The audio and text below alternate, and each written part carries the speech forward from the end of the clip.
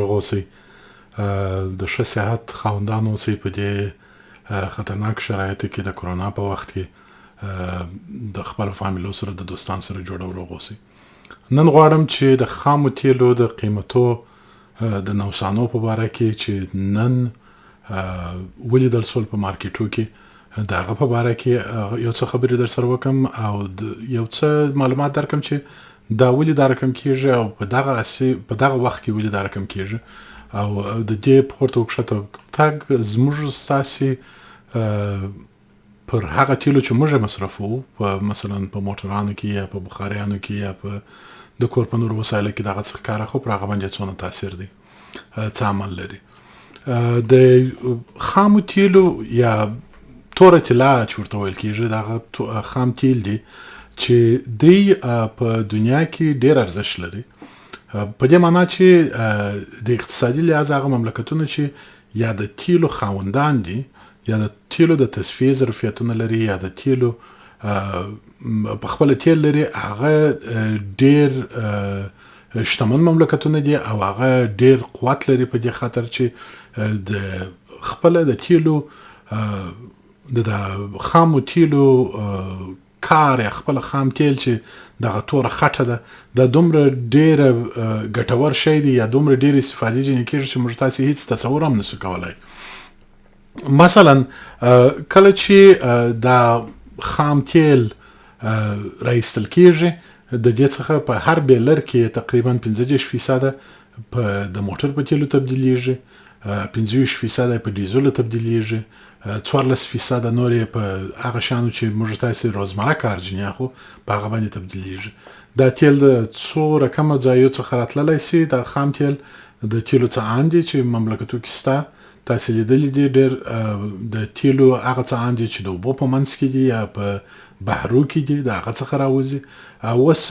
نوی رقم په آخرو څو کلو کې چې په کاناډا کې دا کار شروع شوی دی هغه د ریګو څخه تیل راباسي.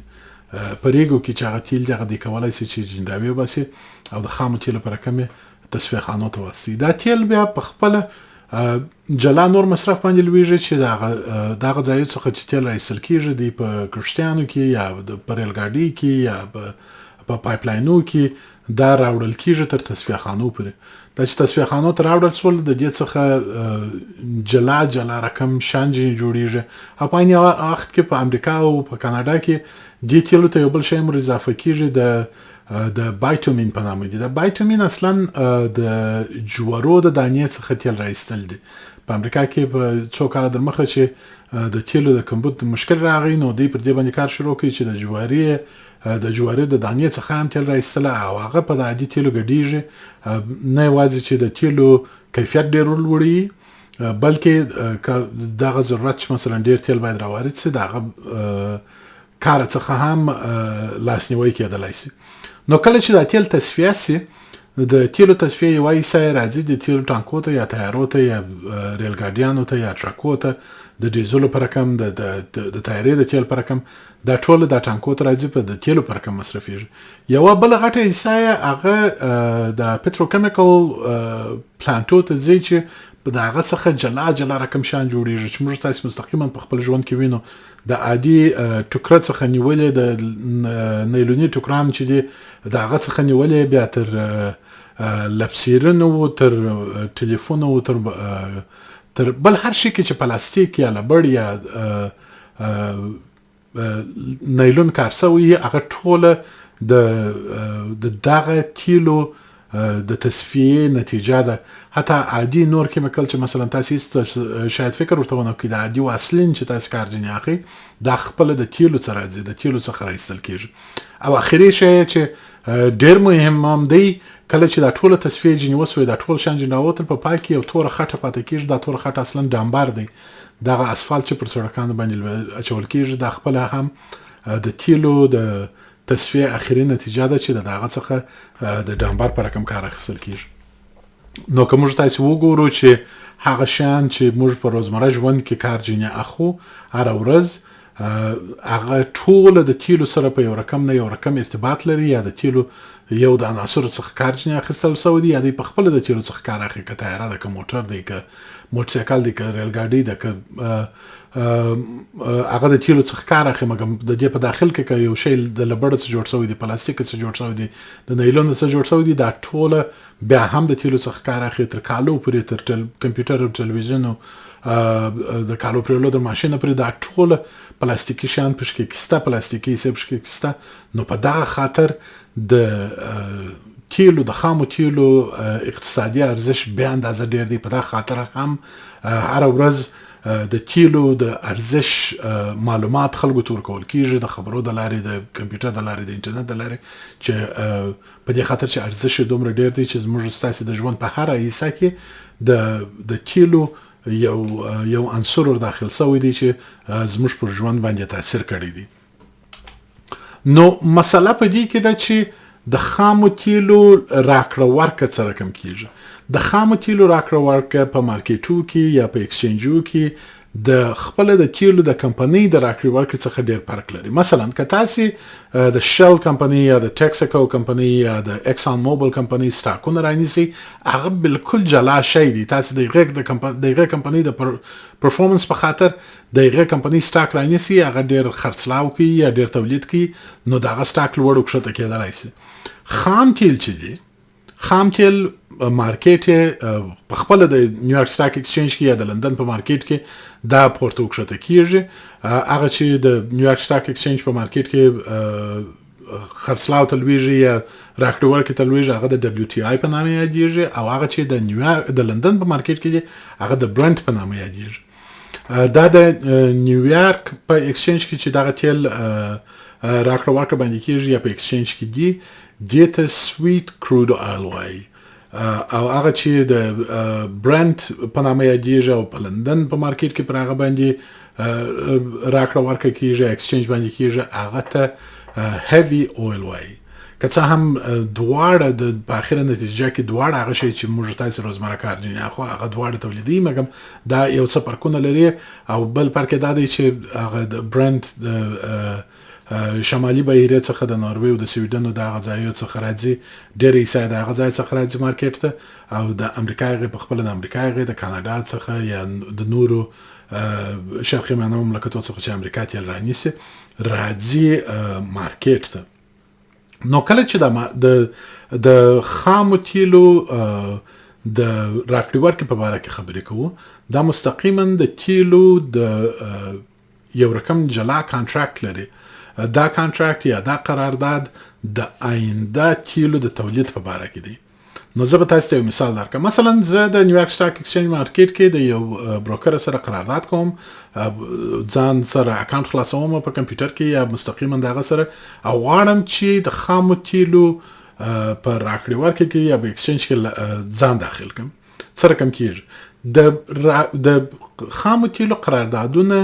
هر قرارداد ضرب لري دی تاسو تر ضرب لري کم نصیرانی ولا یو قرارداد چې راځي هغه ضرب لري دی نو دا ضرب لري زه د آینده نو کلو مثلا د نن څخه تر نه کال آینده پرې زه د آینده قرارداد رانی ولا سم دا معنی چې زه وایم چې مثلا د ماته یو کانټراکټ راکه د مې د میاشتې چې آینده میاشته دیغه میاشتې کانټراکټ راکه یو کانټراکټ زغوانم چې راي نسم او هغه قیمت چې په مارکیټ کې دی په هغه قیمت راي نسم نو تر نن پورې چې دا د راکړه ورکړه کېدل هیڅ وخت تاسو حالت نور راغلی چې مثلا که ما د کانټراکټ رانیول وای زه خو نو بیا ما ته یو کاغذ راکې په دې کې کانټراکټ دی قرارداد شوی دی چې وغوزه تاسو د میاشتې تر پای پورې ضرب لري تیل در ډیلیوري کوم زه خو د ټریډر په حیث چې په مارکیټ کې هم زه تیلو ته مثلا فزیکي تیلو ته خو د دې لپاره خو دا کانټراکټ نه کړی زه غواړم چې پیسې پر جوړ کوم په دا کانټراکټ باندې نو دا فزیکي تیلو ډیلیوري کول زما د لپاره ارزش نه لري زه نه غواړم چې تیل ماته را ډیلیوري شي مګر د یوې میاشتې په جریان کې زه دا کانټراکټ خرڅوم چې قیمت لوړ شي چې بیرته ارزانه شي بیا رانیسم چې لوړ شي بیا خرڅوم نو په دې کې خلک پیسې جوړي نو د میاشتې په پای کې د هر میاشتې په پای کې د 19 او د 21 تر منځ په دغه وخت کې هغه د ډیلیوري وخت دی نو د مثلا د اپریل په میاشت کې د مې د میاشتې چې آینده میاشت د هغه میاشتې کانټراکټونه ایکسپایر کیږي دا معنی چې تر د 19 او د 21 تر منځ د کانټراکټ د ډیلیوري وخت شروع کیږي د ډیلیوري وخت مثلا د نیویارک سټاک اکسچینج د ډیلیوري وخت د تیل ډیلیوري کیږي د اوکلاهوما ښار ته د اوکلاهوما سټیټ ته په هغه ځای کې یو ښار دی د کوشنګ په نامه چې تقریبا 900 میلیونه بیلره تیلو ذخیره لري چې دوی کولی شي چې دا تیل در ذخیره کړي. مثلا که داسې شي چې د میاشتې تر پایه پورې زه د خپل کانټراکټ خرڅ نه کړم یا یې وساتم یا بازار داسې نه شي چې زه په ښه قیمت خرڅ کړلی شم کې وم ساتم دا تیل زما دپاره هلته په د کوشنګ په ښار کې ذخیره کیږي. نو دا چې را ذخیره شو بیا زه کولی شم چې په آینده میاشت کې خرڅ کړم یا په بل وخت کې خرڅ کړم چې پیسې پر جوړه کړم او دا دغسې عادي حرکت و چې په مارکیټ کې و خلکو دا شان کوله. مګم په دې میاشت کې د کرونا وایرس په خاطر د کوشنګ ذخیرهګاوې چې دي هغه ذخیرې چې دي هغه تقریبا ټولې ډکې شوي دي بنا نو د هغه خلکو څخه چې کانټراکټونه یې رانیولي وو د اپریل په میاشت کې او پر 21 باندې کانټراکټ ایکسپایریدو ته نږدې سو چې هغه چا چې تیل تولید کړي دي هغه دته ډیلیوري راوړي هغه ورته زه ستا د تیلو ډیلیوري درته راوړم کانټراکټ ستا په لاس کې دی ته که د تیلو مصرف کننده نه یې مثلا ته که تصفیه خانه ونه لرې ستا دپاره خو تیل باید یو ځای ذخیره سي هلته په کوشن کې د تیلو دپاره ځای نسته. نو دا به څنګه کیږي زما په لاس کې کانټراکټ دی د 100 بیلرو زه د هغه د ذخیره کولو بل هېڅ ځای نه لرم بې له کوشنګ څخه په بل ځای کې نسم ذخیره کولی 100 بیلره دا خو نو 100 وارې 1000 وارې 1 میلیون کانټراکټ باندې تاسو چورته ووایي نو چې هلته ځای نه وي زه څه په وکړم باید یو بل څوک یې بیرته راڅه رانیسي بل څوک یې څوک رانیسي هغه خلکو چې دا تیل تولید کړي دي مګم هغه وایي زه په دې قیمت نه درڅه رانیسم قیمتونه کرار راکښته کېږي په دې خاطر چې په مارکیټ کې د دغه تیلو دپاره نن